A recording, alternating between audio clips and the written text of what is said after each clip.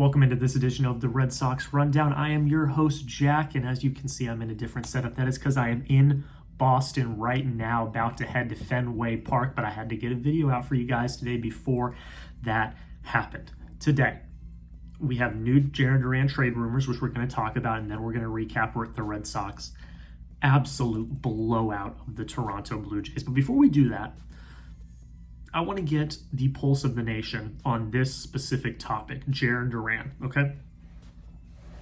If you were Craig Breslow, would you trade Jarren Duran? He's a divisive player, of course. Some people absolutely love him. Some people don't like him. You know, he's done things in the past that are not great. And yeah, some people want him gone. And I can understand both sides. I am a Duran fan. I would not trade him, but I want to hear you guys. T for trade if you would trade him, K for keep if you would keep him. Just go down below in the comments and let me know what you think. So Nick Selbe and Will Laws of Sports Illustrated put out an article where they had a bunch of the top trade candidates, and they gave their predictions on whether or not they would or would not be traded. And this is actually an interesting article in regards to Jarren Duran because they predicted he would not be traded, which I think was interesting. And I think that their thought process behind it actually made a little bit of sense. Here's what they had to say, and then we'll talk about the trade candidates and Duran himself. He said, the 28-year-old has fallen off quite a bit this season, but he's under team control through 2028 and still profiles as an above-average leadoff hitter for the next several years. The Red Sox would have to be blown away by an offer to consider trading another building block so soon after the Rafael Devers deal, especially if they continue to linger on the edge of the playoff race.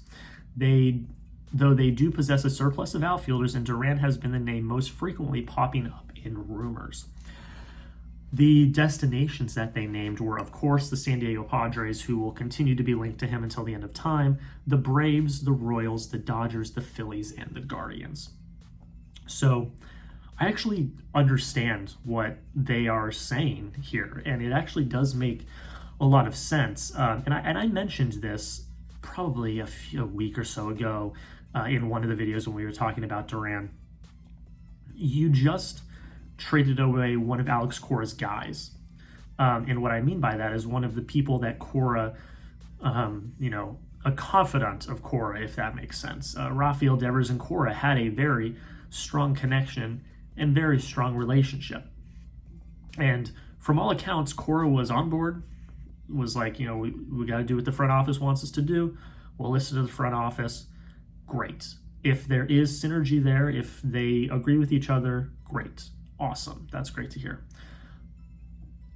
Don't do it again, though, because that confidence, that faith only lasts so long. And if you continue to pawn off Alex Cora's guys, eventually Alex Cora will not be as willing to let those guys go. And I get it. It's a business. It's not a friendship league. I totally get it. But there's at least something you have to consider in that. And I think that, trading away Duran would be doing what you did in the Devers trade. And what I mean by that is you are taking another pillar of this team and you're trading them away. Ceddanne is incredible in the outfield. He has that plus defense. He could win a platinum glove this year, and he is coming along as a hitter. Wilyer Abreu won a gold glove last year in right field. Also is not a bad hitter as well. But Jarren Duran is, and I've said this, he is the spark plug of this offense. When he goes, the offense goes. And having that as a leadoff hitter is incredibly valuable to any team. It doesn't matter who you are. So, we went over this in a video a few days ago in the Q&A that I did. Duran does statistically seem like the odd man out because all three of them are very similar offensively, and then Duran has regressed this year defensively. But don't just look at the numbers. You have to look at overall value to the team. It seems like Duran has started to take on a bit of a leadership role, and it seems like he has started to become one of, like they said in this article, the pillars of the Red Sox team. And after you just traded away probably the biggest pillar on your team, Rafael Devers, I don't know if it makes sense to do it again. So I actually kind of agree with what they have to say. I don't know how much sense it makes trading away Jarren Duran, even if there is a backlog in the outfield. I think you could get a really good return for Wilyer Abreu as well if you wanted to. I don't think they're going to trade Ceddanne. I think he's off the table. But Wilyer's on the table. I don't think there's anything that says that Wilyer is not on the table. So it's an interesting thing to think about. I don't know. Again, I don't know what's going to happen. I think that the Red Sox are going to be buyers still. Call me crazy. But we'll see. We'll see what happens. I worry that Duran's going to get traded. I do. That is a legitimate worry that I have. But we'll see. We'll see what happens. Now, will Jarren Duran get traded? I asked you, would you trade him at the beginning of the video? This is a different question. Will he get traded? Predict it for me. Y for yes if you think he does, and for no if you think he does not. Go down below in the comments, predict it, get your crystal ball out, let me know what you think. We're going to talk about the game here in a second, but first make sure you hit that subscribe button. We are here in Boston. We're going to be at Fenway Park for the next few days. You don't want to miss all the content that's coming out on the channel. So make sure you hit that subscribe button. Make sure you give us a follow. Don't miss out. Daily Red Sox videos, even when we're traveling. I put out a short at 1 a.m. this morning because I knew I had to get a short out because I wasn't able to because we were traveling all day. So hit that subscribe button. That's the commitment you're going to get. Don't miss out. Daily Red Sox videos. It's great to talk about the Sox when they win. It's great to talk about the Sox when they win. And it's great to talk about the Sox when they clobber the Toronto Blue Jays. 15-1 is your final score. This was a really awesome team win. Lucas Giolito has started to kind of come into his own. I think it's the last 3 starts. He's pitched really, really well. He gives you 7 innings, 6 hits, only 1 walk, 1 run, and it was unearned. And then he strikes out 5. I mean, that's a solid outing from Lucas Giolito, and it does seem like he has started to come into his own a little bit, which is really, really good news. You needed one of these guys to step up. It hasn't been Walker Buehler. Hopefully today Walker Buehler steps up and pitches a good game, but it hasn't been Walker Buehler as of late. It has been Lucas Giolito and, more or less Brayan Bello, who have stepped up to the challenge.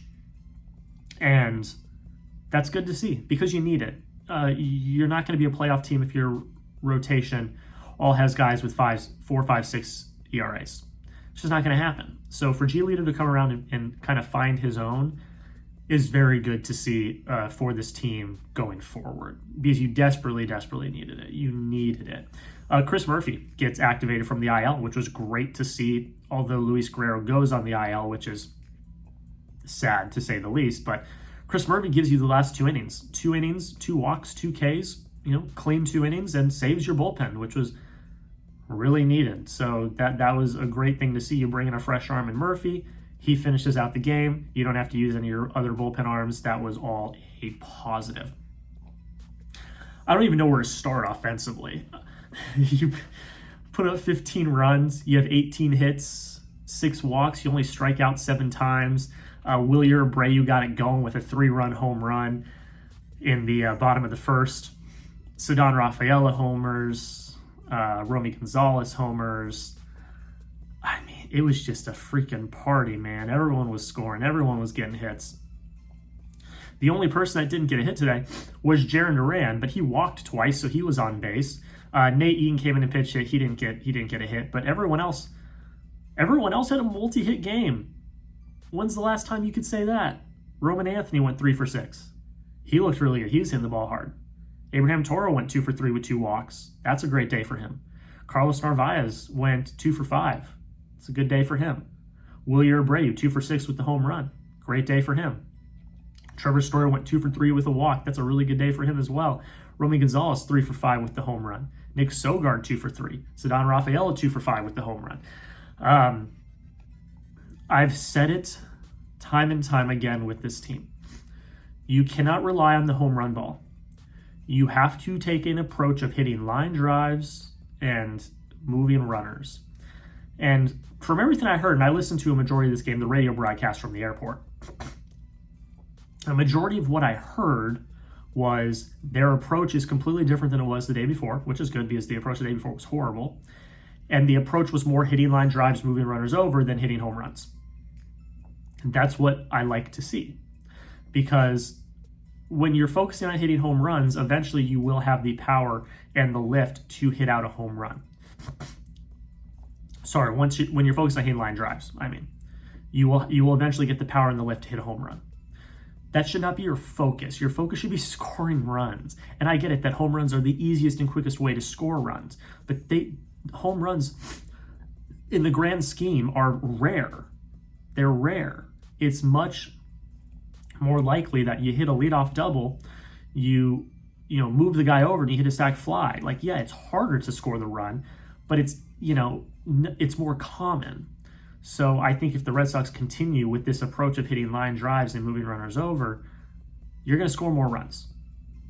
You can't rely on the home run, because that's really like playing blackjack or gambling in general.